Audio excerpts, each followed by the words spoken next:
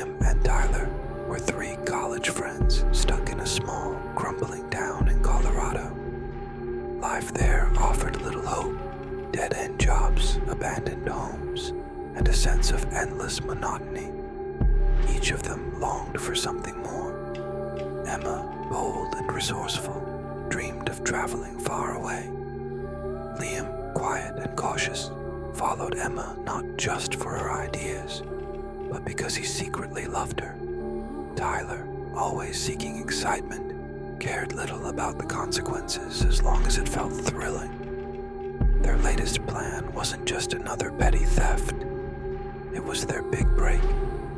Tyler had heard rumors about an old recluse named Henry Graves, a blind man who lived in an isolated lodge deep in the woods. After losing his family in a mining accident years ago, Henry had supposedly received a huge payout as compensation. People claimed he never spent the money, hoarding it somewhere in his house. To Emma, it seemed like the perfect opportunity.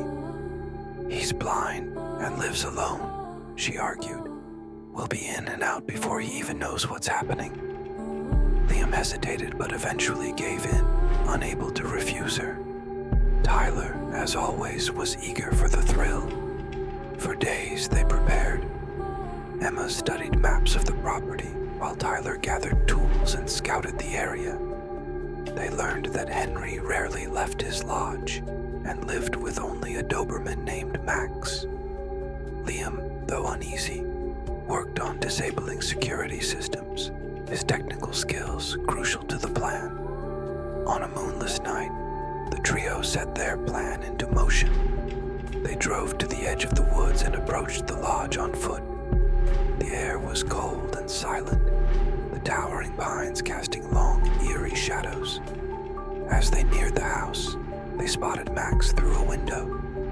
Emma handed Tyler a tranquilizer dart, and with practiced precision, he fired it through a small gap, putting the dog to sleep. The house was dark and still. They pried open a window and climbed inside, careful to make as little noise as possible. The interior was unsettling. Animal heads mounted on the walls seemed to watch their every move, and the smell of wood smoke lingered faintly. The furniture was old, but meticulously arranged, a testament to Henry's ability to navigate the house despite his blindness. Emma directed them to the basement, where she had spotted a heavy steel door during her earlier scouting. "This has to be it," she whispered, convinced the money was hidden behind it. Tyler, impatient as always, grabbed a crowbar and began forcing the door open. The metallic screech echoed through the house, sending chills down their spines. Suddenly they heard the creak of footsteps above them. Henry was awake. "What's that sound?" A gravelly voice called out, calm but firm. They froze. Tyler, trying to stay composed, raised the crowbar as a weapon. Moments later, Henry appeared at the top of the basement stairs, his rugged, scarred face illuminated by the faint moonlight streaming through a nearby window. Though blind, Henry moved with unnerving precision, listening intently. He descended the stairs, his steps slow and deliberate. Tyler panicked and charged, but Henry was ready. With brutal efficiency, he disarmed Tyler, twisting the crowbar away and using it against him. In a matter of seconds, Tyler lay lifeless on the floor. Emma and Liam, hiding behind shelves, watched in horror. Henry turned his head, listening for any signs of movement. Realizing they were no match for him, they retreated silently back upstairs. Henry followed, locking the basement door behind him. Emma and Liam, hiding behind shelves, watched in horror. Henry turned his head, listening for any signs of movement. Realizing they were no match for him, they retreated silently back upstairs. Henry followed, locking the basement door behind him. With the exits barred and the windows reinforced, Emma and Liam realized they were trapped. To make matters worse, Henry cut the power, plunging the entire lodge into darkness. For him, the darkness was an advantage. For them, it was a nightmare. As they crept through the house trying to stay silent, they stumbled upon a hidden room. Inside, they found a woman chained to the wall. She was frail and terrified, her clothes tattered. "My name is Clara," she whispered. "He's been keeping me here for years.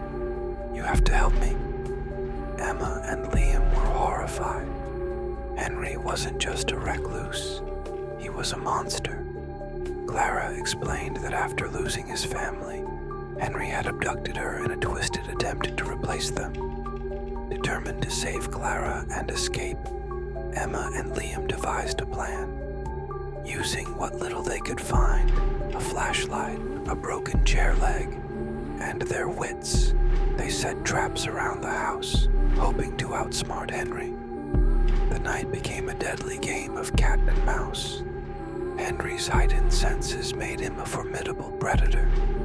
Every creak of the floorboards, every whisper of movement brought him closer. At one point, they accidentally damaged a gas pipe while hiding in the basement. The faint hiss of escaping gas added a new layer of danger. They knew time was running out. In a final confrontation, Henry cornered them in the living room. Emma used the flashlight to blind him temporarily, its sudden burst of light disorienting him. Seizing the moment, Liam struck him with the chair leg, giving them a chance to escape.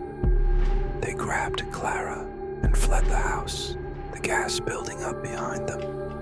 Just as they reached the edge of the woods, a massive explosion tore through the lodge, engulfing it in flames. The fiery blast illuminated the night sky, consuming Henry and his secrets. In the days that followed, the trio made an anonymous call to the police, reporting the explosion. Clara was reunited with her family, her years of captivity finally over. Emma and Liam, shaken by their ordeal, swore to leave their criminal lives behind and start anew. But even as they tried to move on, the memories lingered. Emma couldn't shake the feeling that Henry's presence was still with her, like a shadow in the corner of her mind, a reminder of the night they faced the silent hunter.